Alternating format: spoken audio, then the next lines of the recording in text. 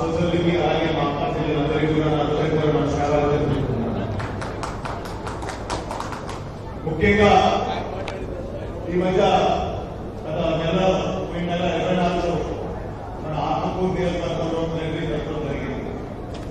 ఆ రోజు పెద్దలు మన ధర్మాన ప్రసాద్ గారు ఒక మంచి స్పీచ్ లో నిజంగానే అంటే చెప్పడం జరిగిందంటే వాస్తవానికి ఈ రోజు ఈ ఒక పార్టీ ఏ విధంగా రోజు రోజు బలపడటం ప్రతి రోజు పైకి ఒక్కొక్క అడుగు పైకి వస్తుంది.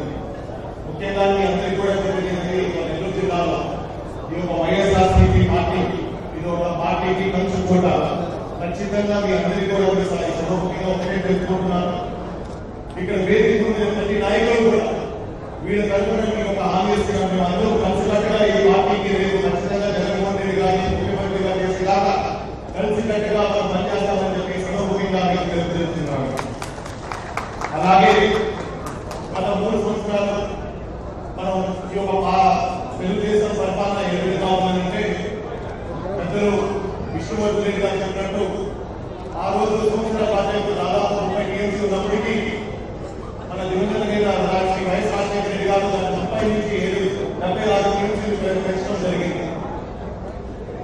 ఆయన నిజానికి మన అన్నదాతకి ప్రతి ఒక్కరికి కూడా ఆయన మనసులో ప్రతి రైతులు ఏ విధంగా అభివృద్ధి చెందాలి, ప్రతి ఒక్క రైతు ఎలా కాపాడుకోవాలని చెప్పి చేసిన మహానేత. ఈ రోజు ఈ ప్రభుత్వం ఈ రైతాంగం పట్ల ఏ విధంగా అంటే చూస్తుందంటే పెట్టిన ప్రాజెక్ట్ ఆ రోజు మనం మొదలు పెట్టిన ప్రాజెక్ట్ ఇప్పటికీ 3 సంవత్సరాలు అవుతుంది. దాదాపు ఈ జిల్లాలో ఇంకా పూర్తి రాలేదు. ఆ రోజు మనందరికీ కూడా చెప్పడం జరిగింది. ఆ ముఖ్యమంత్రి గారు మన మన అలాగే మన సంఘం బ్యారేజ్ కానీ, నెల్లూరు బ్యారేజ్ కానీ, సోమశిల హైవేలు కానీ, వెలుగొండ ప్రాజెక్ట్ కానీ, సోమశిల స్వర్ణముఖి నీటి కెనాల్ కానీ, సీతారాం సాగర్ ప్రాజెక్ట్ కానీ, అలాగే చాలా దగ్గర మన సమస్యలు కూడా ఈ నెల్లూరు కావాలి నియోజకవర్గాల్లో కూడా ఇంప్లిమెంట్ చేసుకోవాలని ముఖ్యంగా ఇవన్నీ కేవలం అది పేపర్ వరకే పరిమితమైంది. ఈ రోజు దాదాపు 3 సంవత్సరాలు మన సంఘం బ్యారేజ్ పరిస్థితి చూస్తే ఈ రోజు పనులు మొదలుపోయినప్పటికీ కూడా ఈ రోజు సంవత్సరం పూర్తి చేయాల్సిన ప్రాజెక్ట్ ఇంకా మనకి ఇంకా 2 సంవత్సరాలు అందించడంలో మనకి తెలియదు. మీ అందరూ కూడా మీరు అందరూ కోరుకునేది ఏంటంటే ఈ యొక్క రాష్ట్ర ప్రభుత్వం ఎంత వైద్యం తెలియజేస్తుందో మీ అందరికీ తెలుసు. అలాగే ముఖ్యంగా పేదలకి ఆ రోజు మన దివంగత శ్రీ వైఎస్ రాజశేఖర రెడ్డి గారు మన జిల్లాలో దాదాపు 4,60,000 ఇల్లు గృహాలు కట్టిస్తే ఈ రోజు ఈ తెలుగుదేశం ప్రభుత్వం ఇప్పటికీ ఇంకా దాంట్లో ప్రజలతో కూడా మొదలు పెట్టలేదు. అంటే పరిస్థితులు ఏ విధంగా ఉన్నాయని కూడా మీరు అందరూ గుర్తించాల్సి. అలాగే మీ అందరికీ కూడా తెలిసిన రాబోయే రోజుల్లో మనకి వచ్చే నెల 8-9 తేదీన మన రాష్ట్ర అసెంబ్లీ జరగబోతుంది. ఖచ్చితంగా మీరందరూ దానికి హాజరై దాన్ని ఒక పెండ్లి విజయవంతం చేయాలని మళ్ళా కోరుకుంటూ సెలవు తీసుకుంటున్నాను. అలాగే ముగిసే ముందు ఒక కొన్ని తీర్మానాలు మీ ముందు పెట్టాలనుకుంటున్నాను.